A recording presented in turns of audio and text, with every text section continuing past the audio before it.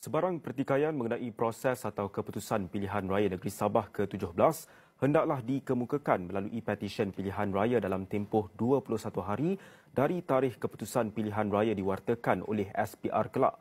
Perkara itu dimaklumkan Setiausaha Datuk Khairul Shahril bin Idrus, Suruhanjaya Pilihan Raya SPR menerusi kenyataan pada Isnin. Jelasnya SPR mengambil maklum beberapa dakwaan yang tular di media sosial yang memberikan gambaran kurang tepat mengenai perjalanan pilihan raya, antaranya tuduhan ketidaktelusan SPR.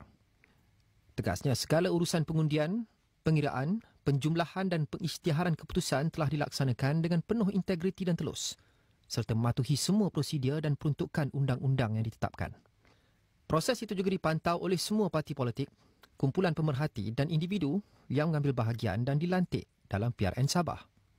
SPR turut merakamkan penghargaan kepada semua pengundi di Sabah yang telah menjalankan tanggungjawab pada 29 November lepas sehingga kesemua keputusan diisytiharkan secara rasmi oleh pegawai pengurus pilihan raya.